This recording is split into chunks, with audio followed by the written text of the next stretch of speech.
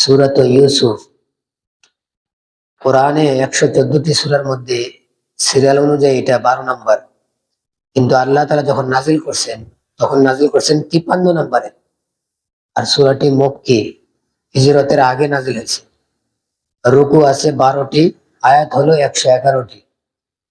এই সূরার মধ্যে আল্লাহ তাআলা হযরত ইয়াকুব আলাইহিস সালাম এবং ইউসুফ আলাইহিস সালাম, বিশেষ করে দুই নবীর চরিত্র সম্পর্কে আলোচনা করছেন, ওনাদের আখলাক কেমন ছিল। আমার আপনার সকলের এখান থেকে শিক্ষা নেওয়া দরকার। আল্লাহ তাআলা আমাদেরকে শিক্ষা নেওয়ার তৌফিক দান করেন। ইয়াকুব আলাইহিস সালামের হালতটা ছিল এমন, ওনার জিন্দেগিতে ওনার উপরে কষ্টের, পেরেশানির পাহাড় আসছে, পাহাড়ের মতো এত পরিমাণ কষ্ট আসছে ওনার জিন্দেগিতে। কেউ যদি শোনে, যে শোনে আরো কি মনে হয় পেরেশানি লাগতেছে। কিভাবে একটা মানুষ সহ্য করতে পারে? এটা ধৈর্যের তো সীমা আছে। কিন্তু ওনার কথা শুনলে আমার আপনার এখন হয়রান হয়ে যায়। কিন্তু আল্লাহ তাআলার কুদরত, এত বড় তুফান আসছে কষ্টের, ওনার নিকটে আল্লাহ আবার আখলাক দিচ্ছেন সবরের আর ইয়াকিনের। ওই সবর আর ইয়াকিনের আখলাকের যে আহ, পাহাড় পাথরের টুকরা বলেন, যেটাই বলেন, ওইটার সাথে যে কষ্ট আর পেরেশানির টক্কর লাগবে, কষ্ট পেরেশানি ওনার ঘায়াল করতে পারে না। সুবহানাল্লাহ। ওনার সবর, ওনার ইয়াকিন, ঈমান, ওইটাই সবচেয়ে বিজয় থাকতো, গালিব থাকতো। এই সূরাটা কেন নাযিল হয়েছে? নাম্বার 1, আরবের মধ্যে যখন নাকি নবীজি দাওয়াত দেওয়া শুরু করছেন, তো মক্কার কাফেররা কি খারাপ ব্যবহার করছে আমরা সবাই শুনছি। অনেক কষ্ট পাইছে সাহাবায়ে কেরাম নবীজি। তো নবী করিম সাল্লাল্লাহু আলাইহি ওয়াসাল্লামকে আল্লাহ তাআলা চাইছেন সান্ত্বনা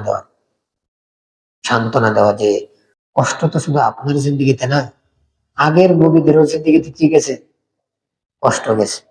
এই জন্য এই পিছনের সূরা থেকে আপনাদেরকে শোনাইছিলাম যে 5 নবী 6 নবীর ঘটনা। শোনানোর মাকসাদই হইলো যাতে করে নবীজি কি পায়, সান্ত্বনা পায়। এই জন্য আমার আপনার জিন্দেগিতে যদি কষ্ট আসে, তো নিজে সবর করা, আর অন্য ব্যক্তিদের দায়িত্ব হলো এই ব্যক্তিকে সান্ত্বনা দেওয়া।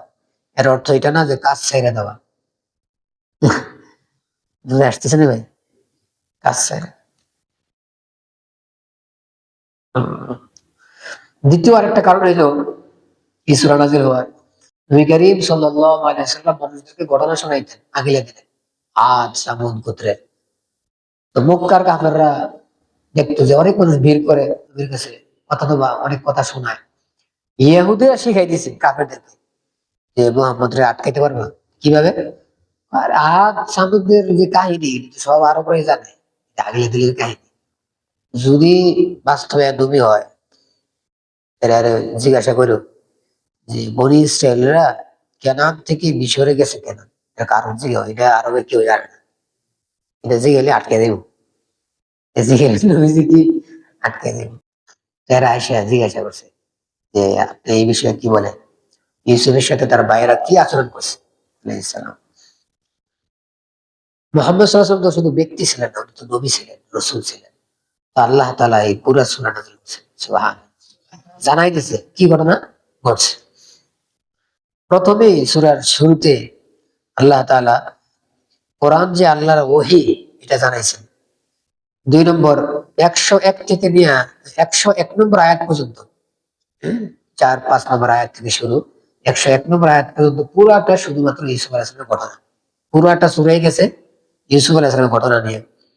মাঝখানে 1-2 আয়াতে আল্লাহ তাআলা নসিহত করছেন, কোরআন আবার বলছেন এটা আল্লাহ তাআলার ওহী, তাওহীদ, ঈমানের দাওয়াত দিছেন। আর শেষে নসিহত করছেন আল্লাহ তাআলা। আমি আজকে পুরো ঘটনা বলবো না, কারণ অতীতে কয়েক বছরের ঘটনা বিস্তারিত বলা হয়েছে, এগুলো সব রেকর্ড করা আছে। আমাদের যদি কারো জানার ইচ্ছা থাকে শোনার, আগের রেকর্ডটা আমরা দেখে নেব। আজকে আমি সংক্ষেপ কিছু কথা বলবো। শেষের নসিহতটা কি, এটা আগে বলে দিই, পরে বুঝে দেবো আমি। শেষে আল্লাহ তাআলা আয়াতে নসিহত করছেন 7টা বিষয়। 1 নম্বর ঈমানের দাওয়াত দিছেন আল্লাহর ব্যাপারে। 2 নম্বর নবীর ব্যাপারে ঈমান আনতে দাওয়াত দিছেন। 3 নম্বর যারা নবীদেরকে মানে না তাদের পরিণতি কি, এটা নিয়ে আলোচনা করছেন। 4 নম্বর তাকওয়া যদি কেউ অর্জন করে, আল্লাহ তাআলা দুনিয়াতেও এটার বদলা দিবেন, আখিরাতেও বদলা দিবেন। যে রমজান মাস কিসের মাস ভাই? তাকওয়া অর্জনের মাস। 5 নম্বর আল্লাহর সাহায্য, যারা বাস্তবে নেককার হয়, আল্লাহর ওলি হয়, তারা অবশ্যই আল্লাহ তাআলার সাহায্য পাবে। 6 নম্বর, নবীদের ঘটনা বলা হইতেছে শুধুমাত্র শোনার জন্য না, শিক্ষা নেওয়ার জন্য। আর 7 নম্বর, কোরআন আল্লাহ তাআলার কালাম, কোরআন কোনো মানুষের কালাম না। এই নসিহতগুলো আল্লাহ তাআলা করছেন। এবার আসেন ইউসুফ আলাইহিস সালামের যে ঘটনা, এটা বলতে গিয়ে আল্লাহ তাআলা 3 ধাপে বলছেন। কয় ধাপে? 1 নম্বর, 4 নম্বর আয়াত থেকে 21 নম্বর আয়াত, এই আয়াতগুলোতে আল্লাহ তাআলা শুনেছেন যে ইউসুফ আলাইহিস সালাম স্বপ্নে দেখছিলেন, আপনারা শুনছেন। ওই যে 13টা নক্ষত্র, 11টা নক্ষত্র ওনাকে কি করছেন? সেজদা করছে। 11টা পিতামাতা আর 11টা নক্ষত্র। তো পিতামাতা সহ হইলে আর 11 ধরলে কত হয়? 13। সবাই ওনাকে কি করছেন? সেজদা করছেন। এই স্বপ্ন থেকে নিয়ে ওই যে আজিজে মিশর, মিশরের যে মন্ত্রী গভর্নর, তার ঘরে উঠার আগ পর্যন্ত এই কাহিনীগুলো শুনেছেন আল্লাহ তাআলা। 22 নম্বর আয়াত থেকে 57 নম্বর আয়াত পর্যন্ত ইউসুফ আলাইহিস সালামের জওয়ানি, যৌবন কাল থেকে নিয়ে মিশরে যে উনি ক্ষমতা পাইছেন, শাহী তখতে বসতে পারছেন, ওইটার আগ পর্যন্ত কাহিনী শুনেছেন আল্লাহ তাআলা। 3 নম্বর, ভাইয়েরা যে ওনার দরবারে উপস্থিত হয়েছেন এবং ইয়াকুব আলাইহিস সালাম সহ পুরা খানদান ওনার দরবারে আইসা উপস্থিত হয়েছেন, মিশরে গিয়ে পড়ছেন, এই ঘটনা শুনেছেন 58 নম্বর আয়াত থেকে 101 নম্বর আয়াত পর্যন্ত। ঘটনা তো আমরা বিস্তারিত শুনছি, শেষের দিক থেকে আমি বলতেছি। মনে আছে ঘটনা সবার? সংক্ষেপে হইলো, ওনার ভাইয়েরা ওনাকে মারার জন্য বাবার কাছ থেকে নিয়ে গেছেন। পরে বড় ভাই বলছে যে তোমরা মাইরো না, কপি ফালাই দিও। বড় ভাইয়ের প্রতি ভিতরে কিন্তু একটু পরিবারের প্রতি কি থাকে? মায়া থাকে। সব জায়গায় পজিটিভ এমন না, বেশিরভাগ কি হয়? এমনটা হয়। তো কপি ফালাই দিছে। আরেক গোত্র পাশ দিয়ে সফর যাওয়ার সময় পাশে অবস্থান করতেছিল, পানি নিতে আসছে, তো বাচ্চা দেখছি উঠে ফেলাইছে। উঠে বলতেছে বাচ্চা পাইছি। ভাইয়ের আবার দৌড়ে আসছে, এসে বলতেছে আমাদের গোলাম। এসে আর কি কয় না? ভাই কয় না, গোলাম বলতেছে। পরে দিয়া বেঁচে ফেলাইছে। কিনছে কে? মিশরের মন্ত্রী, আজিজ মিশর। মন্ত্রী তো জানে না বাচ্চাকে, কিন্তু এই বাচ্চা কিনা নিজের স্ত্রীকে বলছে যে বাচ্চাটা সাধারণ বাচ্চা না, অসাধারণ বাচ্চা। পৃথিবীর ইতিহাসে যাদেরকে জ্ঞানী বলে, সবচেয়ে বড় জ্ঞানী, মানে দেখলে কিছু বুঝতে পারা, এরকম কিছু ব্যক্তির লিস্টে আছে। ওই ব্যক্তিদের মধ্যে এই ব্যক্তির নাম আছে কার? ওই যে মিশরের যে মন্ত্রী, যে ইসুফ আলাইহিসসালামের তো বংশ ছিল না, জানে না, কিন্তু চেহারা দেখে বুঝতে পেরেছে যে সাধারণ বাচ্চা না, অসাধারণ বাচ্চা। এটা কিন্তু একজন বুদ্ধিমান ব্যক্তি ছাড়া অন্য ব্যক্তিরা বুঝতে পারবে না। তো এই ইতিহাস যারা লেখছে, তারা বড় বড় বুদ্ধিমান ব্যক্তির মধ্যে এই ব্যক্তির নামটা উল্লেখ করছে, যে বোঝা গেছে এই ব্যক্তির আল্লাহ তাআলা অনেক বুদ্ধি দিয়েছিলেন, ভালো বুঝ দিছিলেন। তো নিয়ে গেছে, আমরা সবাই জানি। আস্তে আস্তে বড় হয়েছে, তো ওনার স্ত্রী তার প্রতি আসক্ত হয়ে গেছে। এইটা প্রকাশ পাইছে যে ওনার স্ত্রীর দোষ, ইসুফ আলাইহিসসালামের দোষ না। কিন্তু এটা ঢাকতে গিয়া ইসুফ আলাইহিসসালামকে কোথায় পাঠাইছে? জেলে পাঠাইছে। জানছে দোষ কার? স্ত্রী। এরপরও জেলে পাঠানোর কথা কারে? স্ত্রী পাঠাইছে উল্টাকারে। কথা বুঝেন আপনার? অনেক সময় দেখবেন দোষ আমার, আমি ক্ষমতাশীল, কিন্তু আমার দোষ ডাকতে গিয়ে আলেম আমি কি বানাইতে পারি? জেলে বানাইতে পারি। এমনও হয়, উল্টা হয়। শেষে উনি যখন নাকি ক্ষমতা পাইছেন, ওনার ভাইদেরকে, ওনার ভাইয়েরা সারা দেশে দুর্ভিক্ষ দেখা দিছে, মানুষ খাবারের জন্য আসছে, ওনার ভাইয়েরাও আসছে। তো কয়েকবার আসছে, 3-4 বার। আপনারা শুনে নিয়েন। এখানে কয়েকটা বিষয় খেয়াল করার। 1 নম্বর, সর্বশেষ ইসুফ বলছে যে তোমাদের পুরো পরিবারকে নিয়ে আসবা, সবাইকে নিয়ে আসবা, আমার আব্বা সহ আব্বা সহ সবাইকে নিয়ে আসবা। সবাইকে নিয়ে আসছে। আসার সময় ইসুফ আলাইহিস সালাম নিজের এলাকা ছাইরা সামনে গেছে আহলান সাহলান, স্বাগতম জানানোর জন্য। যে শহর ওই সময় মিশরের আহ, রাজধানী ছিল, এটার নাম ছিল রামি, রামসিস, রামাসিস নামে এলাকাটা ছিল, যেটার অর্থ হইলো যে আপনার ওই যে ইয়ামানা না, স্বাধীনতা সীমা অনুষ্ঠান করে না, এই অনুষ্ঠানের আনন্দের শহর, এটার নামই আনন্দের শহর। তো ওই শহর থেকে উনি বাইরে এসে এরা সবাই স্বাগতম জানানোর জন্য আসছে। আইসা দিয়ে গেছে, দিয়ে সবার সামনে বসাইছে, সবার চেয়ার দিছে। বা বাবা আর মাকে উপরে বসাইছে, বাকি সবাই নিচে বসাইছে। বসায়া সর্বশেষ উনি উপরে উঠছে। যখন উপরে উঠছে, তখনই সবাই ওনারা কি দিচ্ছেন? সেজদা দিচ্ছেন। ওই সময় উনি বলছেন যে আমাকে যে আল্লাহ তাআলা স্বপ্ন দেখাইছেন, এই স্বপ্নটা দেখি বাস্তবায়ন করলেন।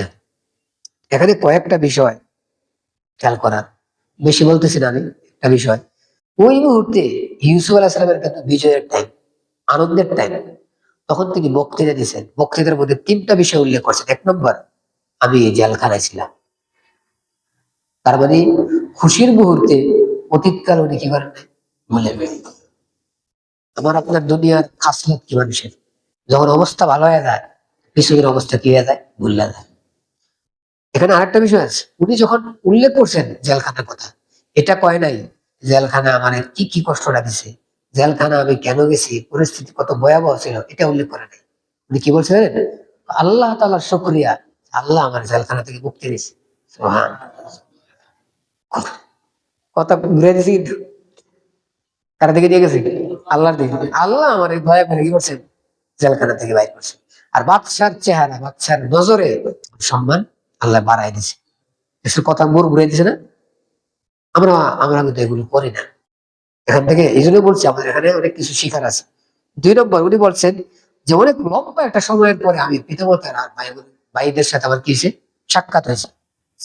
তো যেহেতু লম্বা সময়ের পরে সাক্ষাৎ, তাহলে সাধারণ দুনিয়াতে সিস্টেম কি, দুজনে দুজনে গলায় ধরে, গলায় ধরে আরে এই শিক্ষা কান্নাকাটি, এখানে জায়গা লম্বা একটা সময়। উনি বলেন যে আল্লাহ তাআলা শুকরিয়া, যে আল্লাহ আমাদেরকে কি করে দিছে, মিলাই দিছে। এখানেও কার কথা, সুবহানাল্লাহ। তিন নম্বর বলছে আমার ভাইয়েরা আমার প্রতি কি করছে, জুলুম করছে। কিন্তু এটা বলতে গিয়ে কি করে জানেন, আমার ভাইয়েরা তো এমন ছিল না, আমার ভাইয়েরা তো এমন কেন কাজগুলো হইলো, মনে হয় শয়তানে কি করছে করাইছে, শয়তানে কি করছে করাইছে। দোষটা ভাইয়ের দিক না দিয়ে কোন দিকে ঘুরে দিছে, আল্লাহ। আখলাক দেখছেন, নবী না, ঘুরে দিছে। এখান থেকে আমার আপনার শিক্ষা নেওয়া উচিত যে আমি আর আপনি কোনো কষ্ট পাইলে কষ্টের কারণে আল্লাহকে ভুলে যাওয়া উচিত না, আল্লাহকে স্মরণ রাখা উচিত। কষ্ট যখন দূর হয়ে যায় তখনও আল্লাহ তাআলাকে স্মরণ করা উচিত, শুকরিয়া আদায় করা উচিত। কিন্তু মানুষ এটা করে না, না করার কারণে কোরআনের আয়াতে আল্লাহ এক জায়গায় বলছে ইন্নাল ইনসানা লিরাব্বিহি লাকানুন। বেশিরভাগ মানুষের অভ্যাসটা কি, না শুকরা, অকৃতজ্ঞ। আরেকটা আয়াতে আল্লাহ বলছেন কলিলুম মিন ইবাদিয়াশ শাকুর, আমার খুব কম বান্দাই আমার শুকরিয়া আদায় করে। বেশিরভাগ বান্দা কি করে না, শুকরিয়া আদায় করে না। আমরা করবো তো ইনশাআল্লাহ। আল্লাহ ইউসুফ আলাইহিস সালামের খুশির মুহূর্ত খেয়াল করছেন, বক্তব্য দিতেছে, শেষ মুহূর্তে এসে দোয়া করে। ওনার দোয়াটা কি আরম্ভ দোয়া কি, উনি দোয়া করে আল্লাহ আপনি আমার অভিভাবক দুনিয়াতে ও আখিরাতে। সুবহানাল্লাহ। দোয়ার ক্ষেত্র কি চাইতেছে, আল্লাহরে চাইতেছে। এটা কয় না যে আমার ক্ষমতা রেস্তেই হয়, আমার জন্য আরো কিছু অর্জন হয়, এগুলো বলে না। বলতেছে আপনি আমার অভিভাবক দুনিয়াতেও আখিরাতেও, আমি যেন আপনার গোলাম হয়ে থাকতে পারি। সুবহানাল্লাহ। শেষে কি আরেকটা দোয়া করছে, কয় আমারে নেককার ব্যক্তিদের সাথে মৃত্যু দিয়ে, মানে নেককার ব্যক্তিদের সাথে আমার মিলিয়ে দিন। নবী হইয়া দোয়া করে আমারে কি করেন, নেককার ব্যক্তিদের সাথে সামিল করেন। আর আমি আর আপনি 2 দিন নামাজ পড়লে আমগো আমাদের কেউ সাইন তারে না, চোখটা খুলে, মানে আমরা এত বুজুর্গ হয়ে যাই, ঠিক না? উনি নবী হয়ে বলতেছে নেককার ব্যক্তিদের সাথে মিলে। ওই যে ইসমাইল হাসান ঘটনা শুনছিলেন না, যে সবাই মুহূর্তে বাবাই বলছে তুমি কি কও, উনি কি বলছিলেন যে আপনি আল্লাহ যেটা বলছেন করেন, আর আমাকে যারা দুনিয়ার সবরকারী আছে তাদের অন্তর্ভুক্ত পাইবেন। এটা কয় না যে আমি সবর করি, বলছে যে সবরকারী তো আরো আছে, তাদের মধ্য থেকে আমি একজন। আল্লাহু আকবার। আল্লাহ আমাদেরকে তৌফিক দান করে। এক নম্বর গুরুত্বপূর্ণ কথা, ঘটনা থেকে কারো কারো জেহেনে আসতে পারে এত লম্বা সময় 40 থেকে 45 বছর বাবা আর ছেলের সাক্ষাৎ নাই। ইউসুফ আলাইহিস সালাম যখন ক্ষমতা পাইছে তখন উনি তো অনেক কিছু জানেন, চাইলে বাবারে জানাই দিতে পারতো না, আমি অমুক জায়গায় আছি আপনি টেনশন করেন না, জানাই দিতে পারতো। 2 নম্বর, সাক্ষাতের সময় বাবারে নাই না নিজে যাইতে পারতো, অনেকের জেহেনে আসতে পারে। এটা জবাবে মুফাসসিরগণ লিখছেন যে আসলে আমাদের জেহেনে এটাই আসতেছে, কিন্তু কিছু বিষয় আছে আলাদা, আল্লাহ যেমনটা চায় ওইটাই হয়, বিপরীত করার কারো ক্ষমতা থাকে না। এই ঘটনাটা সরাসরি অলৌকিক ঘটনা, কে ঘটাইছে, আল্লাহ ঘটাইছে। এই জন্য হয়তো ওনাকে আল্লাহ দেয় নাই যাওয়ার জন্য, আদেশ করে নাই যাওয়ার জন্য, এই জন্য উনি কি করেন নাই, সংবাদ দেন নাই। 1 নম্বর। 2 নম্বর, সেজদা যে করছে সবাই, সেজদাটা কি ছিল? এক, কিছু ওলামায়ে কেরাম বলেন সরাসরি সেজদা করে নাই, সরাসরি মাথা ঝুঁকেছে, সরাসরি। কিন্তু বেশিরভাগ ওলামায়ে কেরাম বলছেন, এবং এটাই সহিহ, যে আমরা যেভাবে সেজদা করি এইভাবেই সেজদা করছে। তাহলে কি আমাদের জন্য সেজদা করা জায়েজ? জবাব, আগের শরীয়তে এটা জায়েজ ছিল, এই শরীয়তে এটা কি নাই, জায়েজ নেই। আগের শরীয়তে জায়েজ ছিল কিসের? ওই সাজদা, যে সাজদা আল্লাহর জন্য না, সম্মানের জন্য, এটার অনুমতি ছিল। কিন্তু এই উম্মতের কাছে এটারও কি নাই, অনুমতি নাই। এই জন্য আমার আপনার জেহেন যেন খারাপ না হয়, এখান থেকে বাইর করছেন ওলামা একরাম মাসালা। নাম্বার 1, আল্লাহ ছাড়া গায়রুল্লাহর নামে কোন প্রকার সাজদা করা জায়েজ নাই। 2 নম্বর, আল্লাহ ছাড়া কারো কাছে নিজের প্রয়োজন চাওয়ার জায়েজ নেই। প্রয়োজন মানে, কথার কথা, আমি অসুস্থ, আমি কাউকে বললাম ভাই আপনি আমাকে কি করে দেন, সুস্থ কইরা দেন। সুস্থ করার মালিক কে? আল্লাহ। হ্যাঁ, আমি ডাক্তার কাছে গিয়ে বলতে পারবো আপনি আমাকে চিকিৎসা করেন, এটা করা জায়েজ আছে। 3 নম্বর, আল্লাহ ছাড়া অন্য কাউকে আল্লাহর সন্তান বলা জায়েজ নেই, সুযোগ নেই। 4 নম্বর, কোন নেককার ব্যক্তি যত বড় বুজুর্গ হোক তারা খোদা মনে করা জায়েজ নেই। এখন আমি যে বলবো হুজুর আমরা তো কোনো আল্লাহ ওলির খোদা মানি না, এই কথার অর্থ অনেকে জানি না আমরা। এই কথার অর্থ হইলো, কোন আল্লাহর ওলিকে, আলেমকে কেউ যদি মনে করেনি এই আলেমের ক্ষমতা আছে হালাল রে হারাম বানানোর, আর হারাম রে হালাল বানানোর ক্ষমতা আছে, এই ধারণা কেউ যদি করে, সে যেন ওই বুজুর্গ ব্যক্তিকে কি বানাইলো, খোদা বানাইলো। আমি কি বুঝাইতে পারছি কিনা?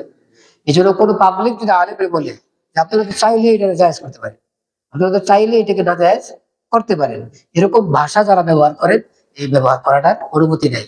এটা চূড়ান্ত পর্যায়ের বেয়াদবিমূলক শব্দ। আল্লাহ আমাদেরকে হেফাজত করেন। আরেকটা, কারো মানে আল্লাহর নৈকট্য অর্জন করার জন্য কারো নামে জানোয়ার জবাই করা, প্রাণী জবাই করা, এটার অনুমতি নেই। বুজুর্গদের নামে প্রাণী ছেড়ে দেওয়া, বলছে আমি বিপদে পড়ছি, আমার একজন বলছে বিপদ ছুটে দেবো কেমনে, ওই মাজারে গিয়া মুরগি ছেড়ে দিই, খেয়াল করছেন? এগুলোর অনুমতি নাই। 7 নম্বর, কারো ব্যাপারে এই বিশ্বাস রাখা যে আমি যদি তার নামে মিথ্যা কসম খাই তো আমার ক্ষতি হয়ে যাবে, এই ধারণা রাখার সুযোগ নাই। কেন? কারণ কারো নামে তো সত্য কসম খাওয়ারও কি নাই, সুযোগ নাই। কসম খাইবো কার নামে? আল্লাহর নামে। তাহলে মিথ্যা কসম খাইলে ক্ষতি হইব, এই ধারণা রাখার কি অর্থ? বোঝা গেছে এই ব্যক্তির মনে আলাদা কি আছে, পাওয়ার আছে, এই ধারণা রাখারও কি নাই, সুযোগ নাই। 8 নম্বর, আল্লাহ ছাড়া গায়রুল্লাহর হজ করা। কি অর্থ এটা? কারো কবরে গিয়া তওয়াফ করা, খেয়াল করছেন নি? জিয়ারত নিষেধ না, কবর জিয়ারত করা নিষেধ না, কিন্তু গিয়ে আমি কবর তওয়াফ করলাম, আমি নিজের চোখে দেখছি ঘুরতেছে, ঘুরতেছে, ঘুরতেছে। যেমন বাইতুল্লাহ সাইডে ঘুরে, কবরের সাইডে করতেছে, ঘুরতেছে। কবর কি বাইতুল্লাহ? নাউজুবিল্লাহ। আরেকটা হলো নিজের সন্তানের নাম আব্দুল উজ্জা, আব্দুল শামস, বান্দায় আলী, বান্দায় হুসাইন, এই সমস্ত শব্দ দিয়া তার নাম রাখা জায়েজ নেই, খুব খেয়াল করে। 10 নম্বর, নিজের মালিককে অথবা নিজের পীরকে রব বলা, খোদা বলা জায়েজ নেই, নাউজুবিল্লাহ।